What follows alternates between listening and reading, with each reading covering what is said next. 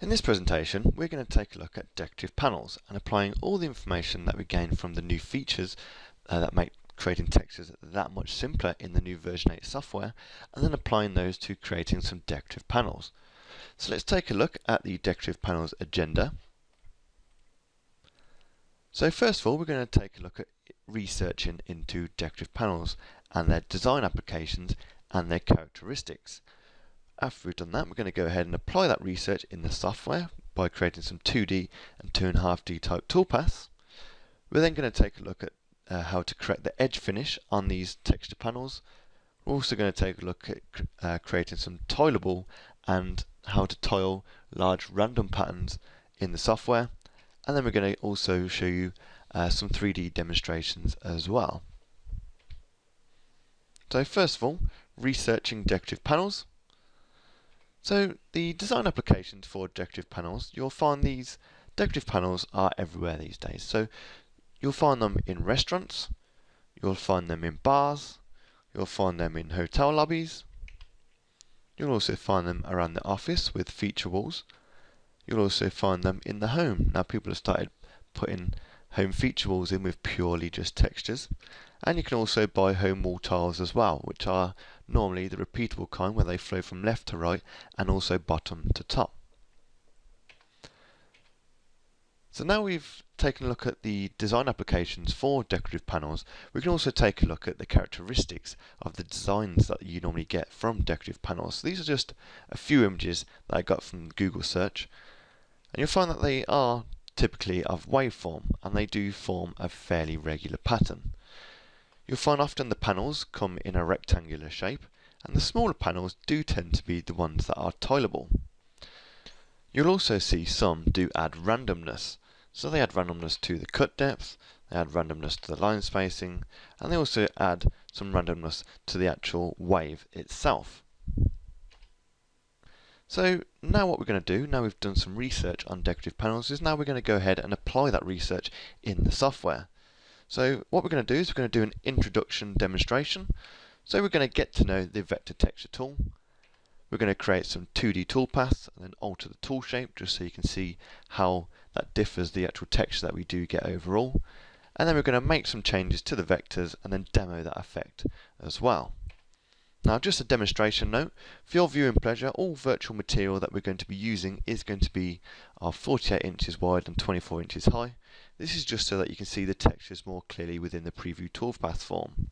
However, anything that we demonstrate today can be created on larger material. So I'm going to open a new copy of Aspire and I'm going to create a new file.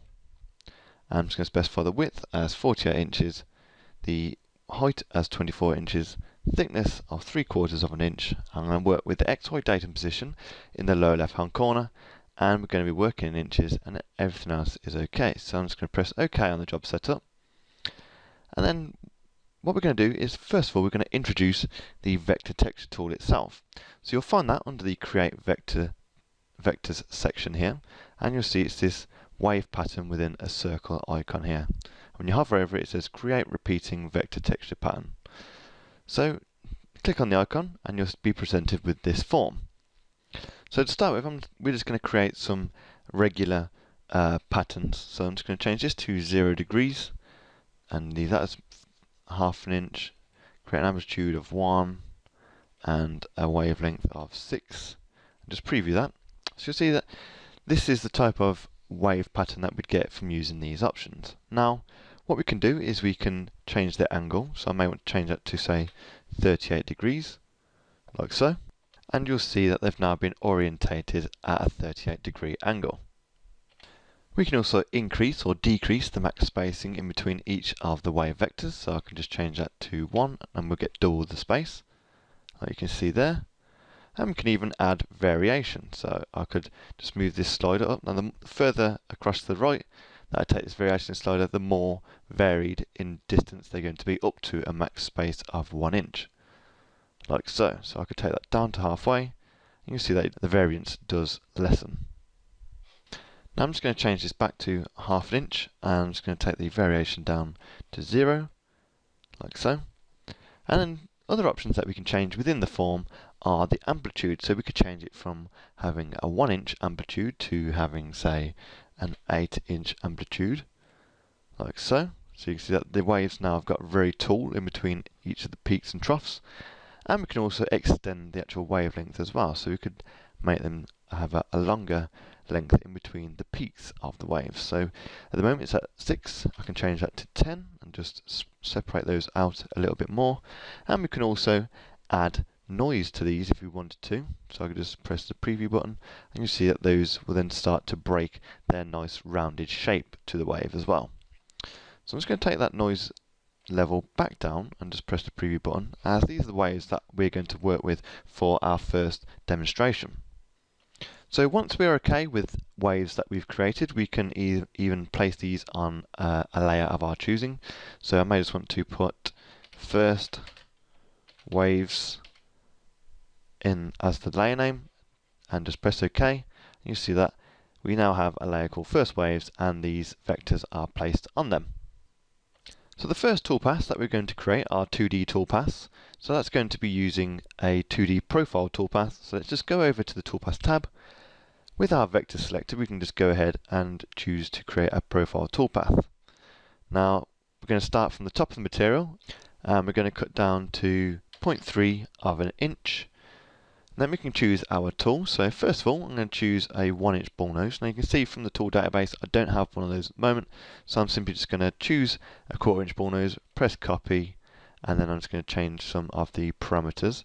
So I'm just going to change the name to ball nose 1 inch, change the diameter to 1, and I'm going to change the pass depth to 0.4 of an inch as well. And then press apply. And then OK with that.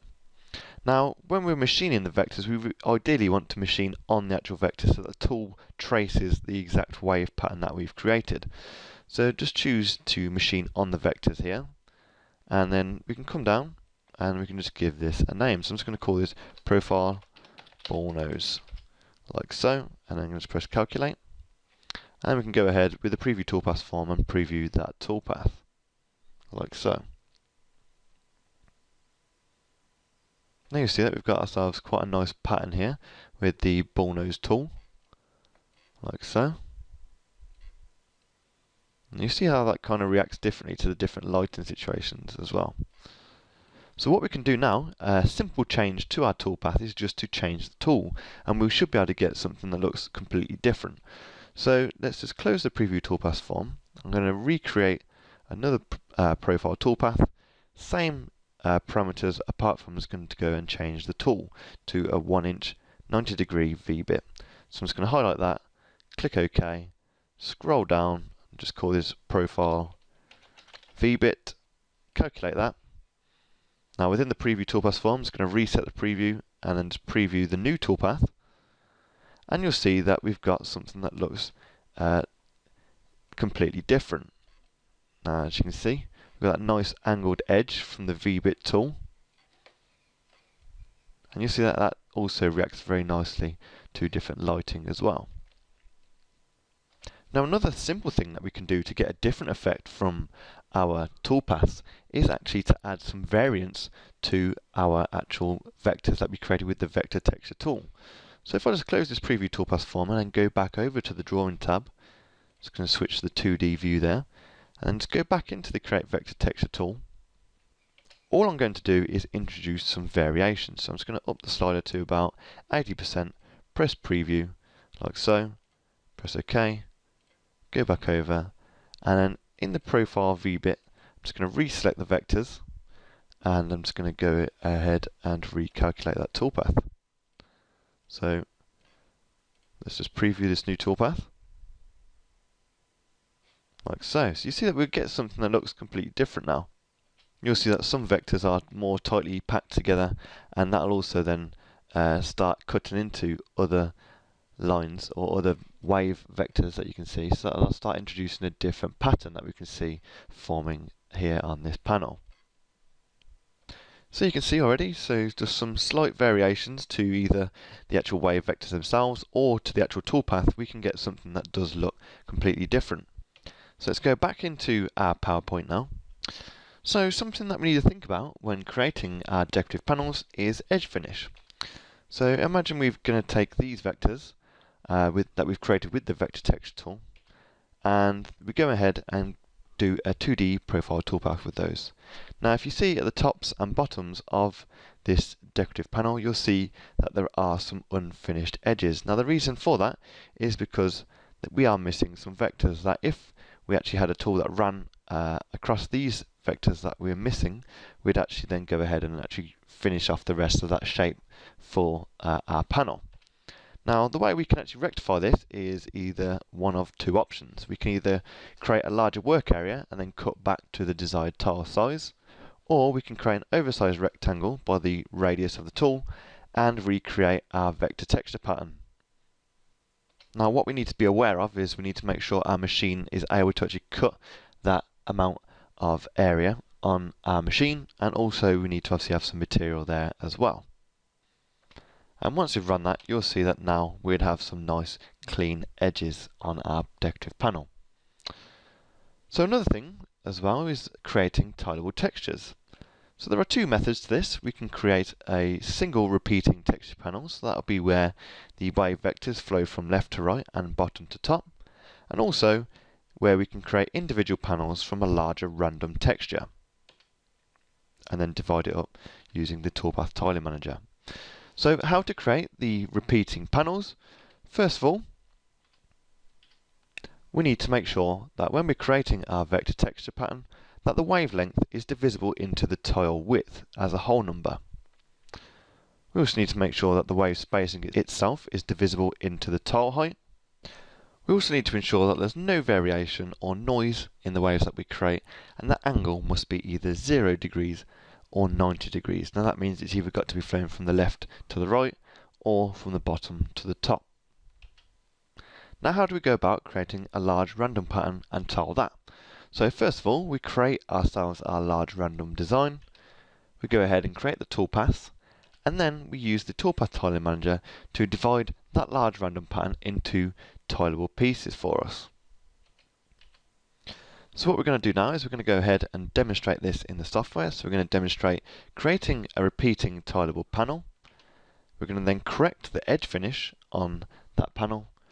We're going to demonstrate some 2.5D type toolpaths, and we're also going to create a large random pattern and tile it with the Toolpath Tiling Manager.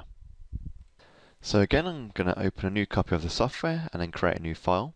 I'm going to specify the width as 48 inches, a height of 24 inches, a thickness of 3/4 of an inch. I am again going to have the XY data position in the lower left hand corner, and we're going to be working in inches. Once we've done that, we can just press OK, and then we can go and create ourselves some new vector textures. So I'm going to specify an angle of 0 degrees. I'm going to specify my max spacing, which I need to make sure is divisible into the height, which is 24 inches. So I'm going to keep that as 1/2 inch. The amplitude I'm going to put as 1 inch high, and the wavelength needs to be divisible into the width of my panel, which is 48 inches, so I'm going to keep that at 8 inches long. I'm going to have no variation and no noise. I'm just going to preview my waves like so, and then if I'm happy with those, I can press OK. Now what we're going to do is we're going to go ahead and just demonstrate the edge finish that needs to be corrected. So first of all, I'm just going to run a 2D toolpath. So I'm just going to select the vectors, go into the profile toolpath. It's going to cut down to a 0.3 of an inch. Select my tool. It's going to be a V-bit of 90 degrees and 1 inch wide. I'm going to machine on the vectors. I'm just going to go down and call that profile V-bit. Press enter to calculate that, and then preview my toolpath. And you'll see at the tops and the bottoms of my texture panel, you'll see that there's some unfinished areas. So if I just zoom in a little bit, you'll see that there's a part here which has been unfinished, and that's because of the fact that the vectors aren't there for the machine to actually run a tool over that area.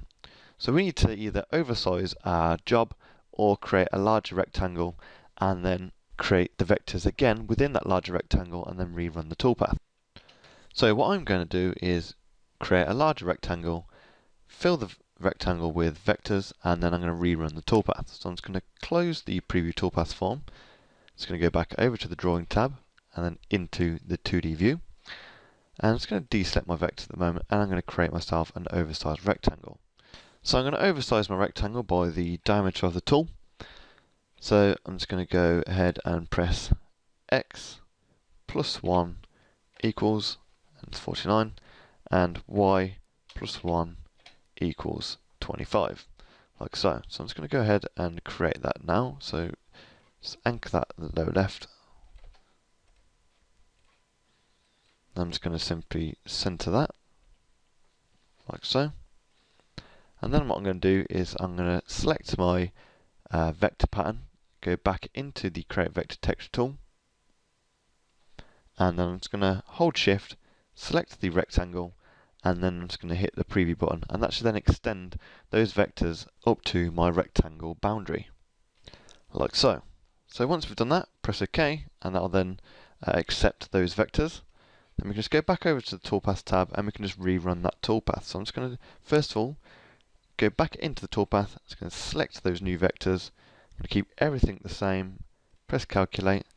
Now if I just turn this toolpath off a moment, and just zoom in a bit,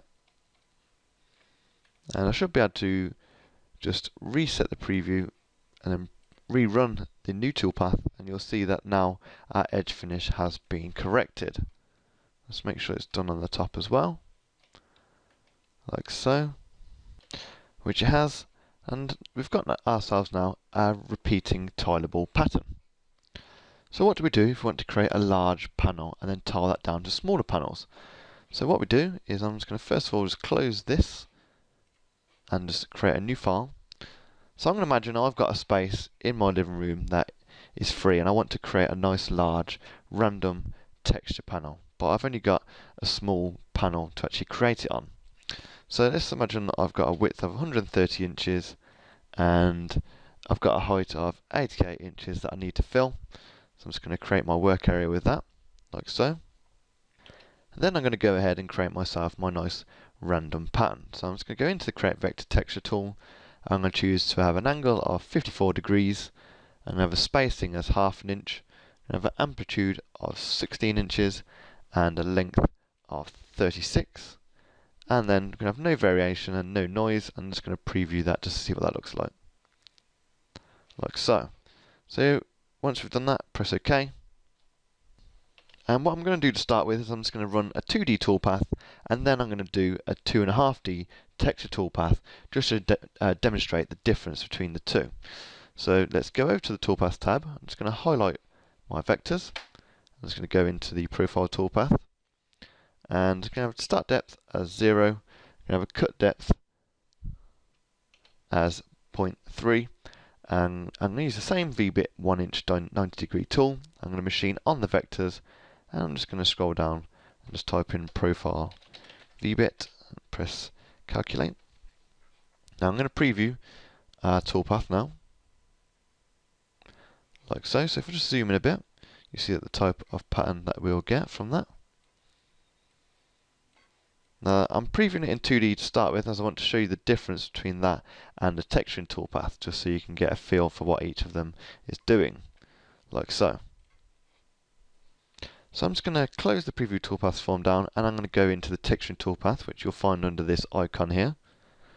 And then again, I'm just going to use the same tool, so I'm just going to select my 1 inch VBit 90 degree from the tool database, press OK, and then let's just make sure our vectors are still selected, and then I'm going to check this option to use the selected vectors as the pattern. Once we've done that, we can then specify our minimum and maximum cut depths. So I'm just going to choose the maximum cut depth to be 0.3 and the minimum cut depth to be around 0.1, like so. And I'm just going to call this texture VBit, press Calculate, and then we can go ahead and preview that as well. So I'm just going to reset the preview and then preview the new toolpath. So you'll see that the 2.5D type toolpath has now gone and randomized the depth that each vector or wave vector has actually gone into the material. So as you can see, there's no way we can get this to be a repeating pattern from a smaller panel and still be 2.5D. So what we're going to do is, now we've got our full panel, we're going to then divide that into smaller panels, which we can then go ahead and machine on our material. So with the actual toolpath selected, like so, I'm going to go over to the tile toolpath operations here. Now this is the toolpath tiling manager. Now to activate it, we just need to check this checkbox here, and you'll see that then that'll activate the options for us. So I'm going to choose to create some individual tiles, and we can just go ahead and specify the actual width and height of our tiles. So I'm going to use 48 by 24 inch height tiles, and once we've specified our tile width and height, we can just press update tiles, and that'll then divide our pattern into separate tiles. Now you can see at the moment we've got 12 different tiles which have been created. So we've got tile 1, tile 2, tile 3, and you'll see this updates as well in the toolpath tiling manager as well. And we can also see in the 3D view the actual toolpath that each tile relates to. So if I choose tile 1, you'll see that this is the toolpath that it will create here. And we can even preview that as well. So if I went into the preview and just reset the preview, you'll see that this is what we would get from running the first toolpath. And then again, we could use tile 3, preview, like so. So you'll see that they will all join up eventually. Now what we can also do is use the tile overlap. Now that'll extend the actual range that the toolpath will cover. Now this is mainly just for edge finish as well, so that we get a nice clean finish when we put two panels that are supposed to be side by side or bottom to top. And when we want to go ahead and save these out, all we do is close the preview toolpaths, we go to save the toolpaths, and we choose our post processor, choose obviously the toolpath that we want to save out, and that'll then save out all the toolpaths necessary to create all the tiles. So you'll see at the minute we've got 12 tiles. I press the save toolpath button here, and that's going to save out 12 toolpaths for me for this one toolpath. So that was how to create some repeating panels and also have a large random pattern and then tile that back to machinable sizes for ourselves. Next we're going to take a look at some 3D textures. So we're going to model some 3D textures. We're also going to then project a toolpath onto a 3D model, and we're also going to take a look at using the extrude and weave tool.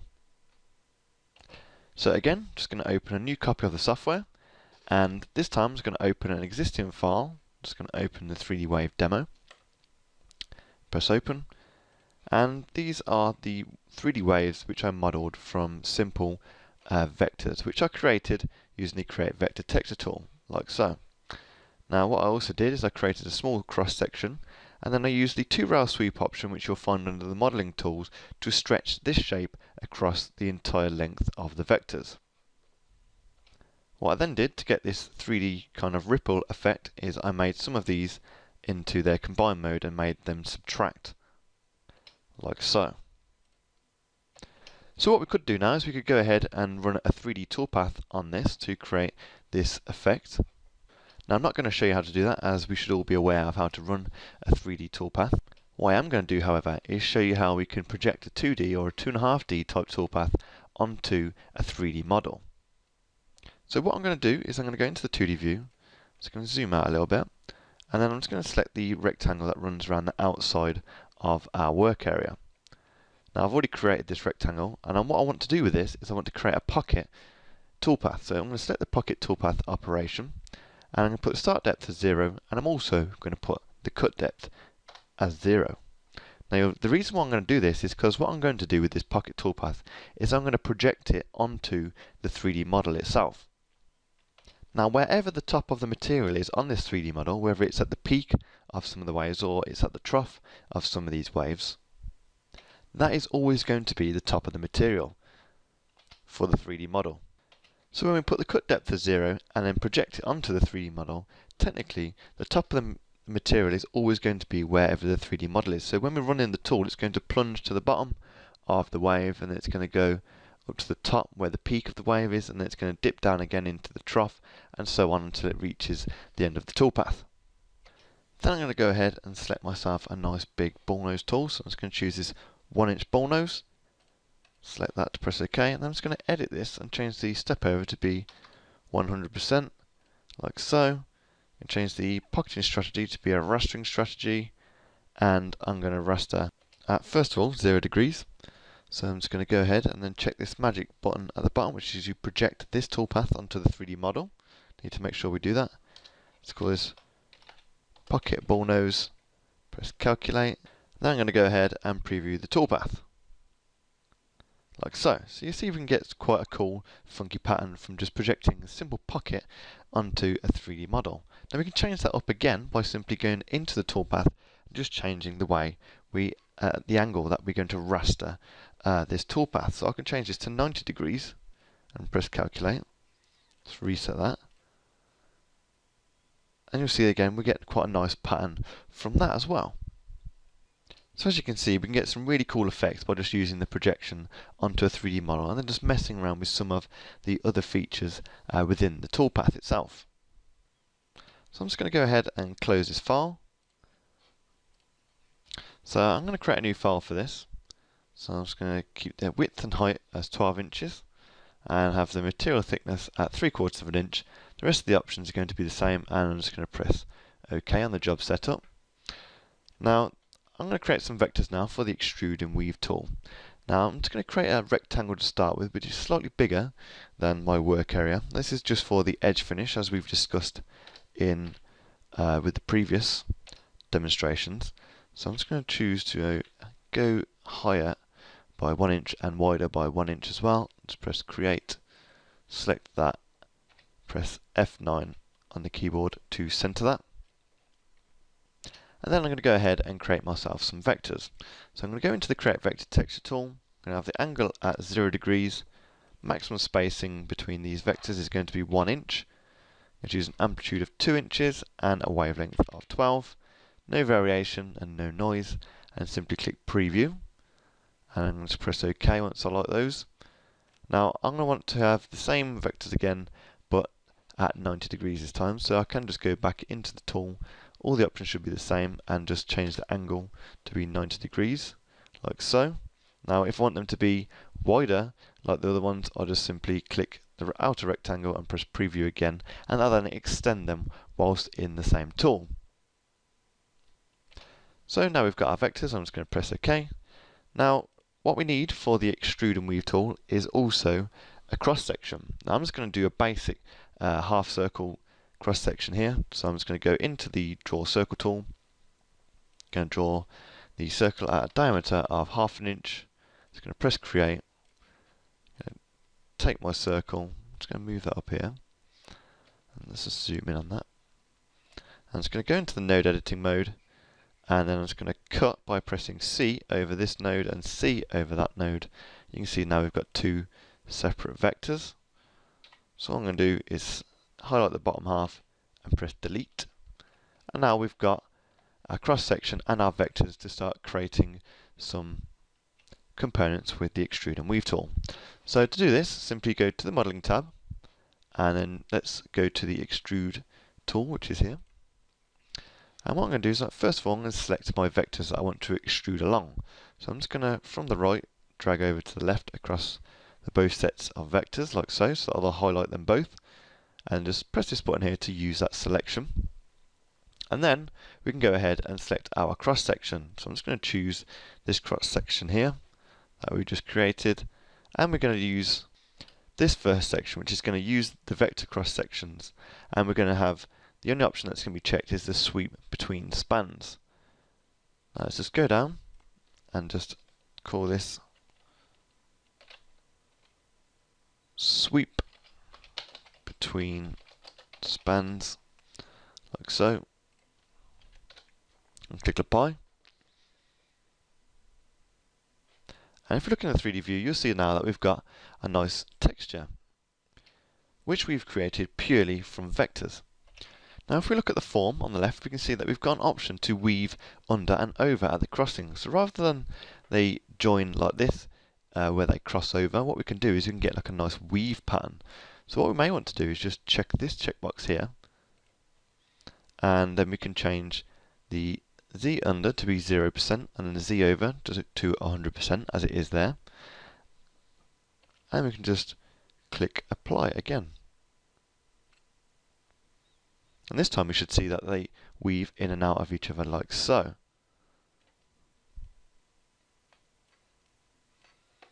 Now another thing that we can do with this tool is we can actually use a component to not only extrude over the length of a vector, but we can also use that to weave as well. So in the clip art that comes with the software, we have a rope link, so we can get a nice knotted weave texture using that. So I'm just going to exit the extrude and weave tool, go into the clip art, and just go into the borders. I'm just going to scroll down until I find the rope link. So here it is. It's going to drag and drop that here. So I'm just going to go into the 2D view so I can move that over here. And I'm just going to resize this as well. So under transform objects, I'm just going to select this, so set selected objects size. And then with the X and Y scaled, I'm just going to change the height to be 1/2 inch, like so. And just click apply, and then close. And then what I'm going to do is I'm just going to turn off our current components that we've created, like so, and go back into the extrude and weave tool, and this time I'm then going to use the component to extrude over the vectors. So I'm just going to select my vectors first, use selection, and then here I'm just going to check this radio button to use a component. Now you'll see our rope link component is already selected in the drop down box there. And we have two options here. So we've got the option to stretch to the drive rail length, or we can fill it with multiple copies. So first of all, we'll try the stretched to drive rail length, like so. So if I just click apply,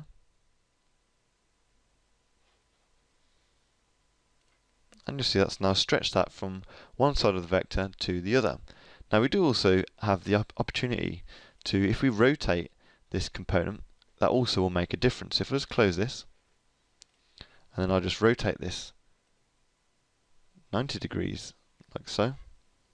So again, I'm just going to make sure my new component is turned off. Let's go back into the extrude and weave tool. Just select the vectors again, and then use selection. And then go back to the use component.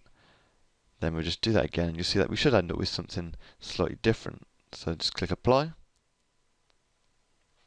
Let's go into the 3D view. Now you'll see that's different as well. So if, just to show you the difference, we've got this one, and then we also have this one as well. So it has been stretched depending on the orientation of the component in the first place. So let's try the other option now. So I'm just going to deselect that component again and go back into the extrude and weave tool, reselect our vectors, and then again it's going to use the component this time, and now we're going to demonstrate the fill with copies option. So just check that checkbox, and then the magic number for overlapping the rope link is 65%. So I'm just going to type in there 65%, and then keep the weave under and over at crossings checked, scale to a height of 0.15, and then just call this rope link weave, and then click apply. And we can see what that's created in the 3D view. So you see that's got a nice knotted rope weave effect to that. And you can do this with any component from within the clip art, or any clip art that you've purchased or found on the internet. So that just demonstrates another way where we can go ahead and create some nice textures. So to summarize this presentation, the vector texture tool that we've taken a look at is very quick and easy to create nice regular and random patterns. We've taken a look at how we can go ahead and toolpath those. So we've also looked at the new features within the texturing toolpath as well. And all these new features in the version 8 software makes this much faster and easier to create decorative panels. The only thing left to do is go and experiment.